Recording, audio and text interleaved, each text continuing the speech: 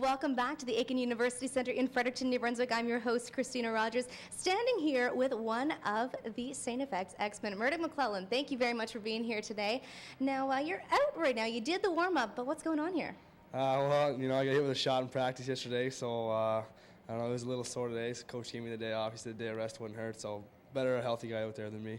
True story, true story. All right, what do you think about your team's performance so far tonight? I mean, 3-0, but a lot can happen in 40 minutes left of hockey. Yeah, when they score the first shift of the game, it kind of dampens spirits for the boys. But we got a lot of good leaders in the room, and they're going to get the boys back up for this and hopefully come out strong in the second. The rookies this year really shining. What do you think about their play so far this season? So far, I mean, we got a lot more rookies on the back end than we do up front. I mean, we got all rookies on our power play on the back end and stuff like that, so maybe that could be a little reason why it's a little low right now. But so far tonight, UNB's a high-end team, national champs last year, so the boys might need a period to get used to them, and then they'll come hard this time. Now, your penalty kill, you're only operating at about 14%, and your team's been known to take a lot of penalty minutes in a game. Does that worry you at all? Yeah, a little bit, but I mean, not so much. We did a lot of penalty kill like this week in practice to get ready for this power play, and I don't know. Penalty kills, you could get bad bounces and stuff like that. So they got one in the power play so far tonight. So hopefully they'll tighten up. All right. Well, for our viewers at home who might not be familiar with your play, why don't you tell us a little bit about where you came from?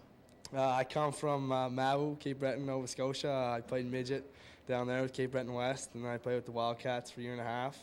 I got traded to Cape Breton Screaming Eagles, and then I finished off my 20-year-old year last year with the DF Commandos in the Maritime Junior Hockey League.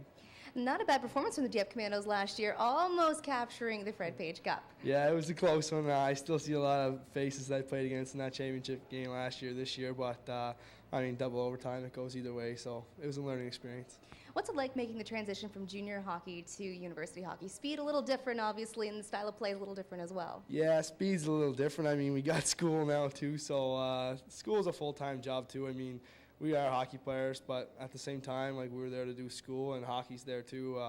The speed is different compared to junior A. It's a lot different. Like, we're playing against grown men out there, but compared to major junior, it's still faster and stronger, but it's a little better than major junior, I'd say.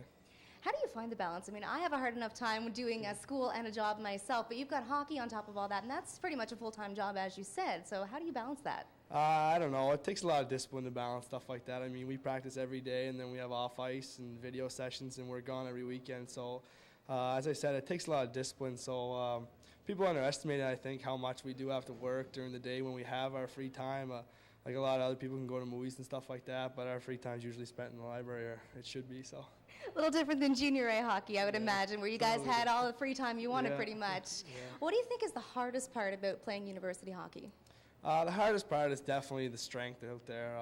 As I said, these guys are grown men, and they all came from respecting major junior clubs, so they're pretty strong. I mean, they're all strong, and like down low and stuff like that, the guys, they're relentless, so that's definitely the hardest part.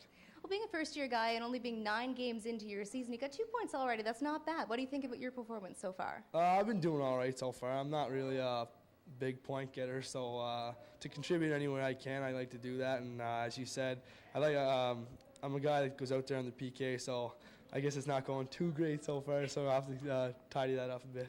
I have to put a little more focus on that next practice, I guess. Yeah, definitely. Yeah, you would.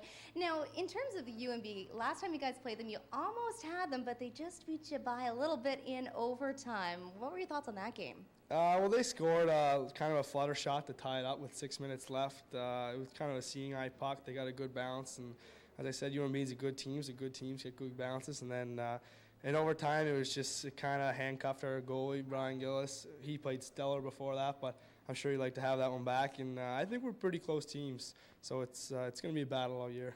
Now, where you've played with the Cape Breton Screaming Eagles in the past, now you see Chris Culligan out there, one of the top scorers in the AUS right now. What do you think about that for him? I mean, I like seeing Cully out there, one of the top scorers. He was my captain in Cape Breton when I was there, and then he had an assistant on the year before. So Cully's a great guy. I mean, we've been teammates before, and when we're out there, we don't like each other much, but I mean, we still say hi to each other after the game. So I like to see Cully leading their team.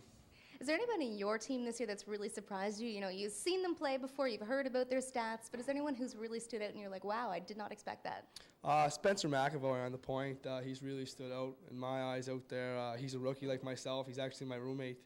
I heard a lot about him when he was coming. I mean, he was an all right D-man in the Western League, I guess, but So far this year, he's definitely been one of the best players on our team for us. Now, aside from UNB, obviously top in the league right now, and you guys aren't far behind. You're going to try to catch up a little bit.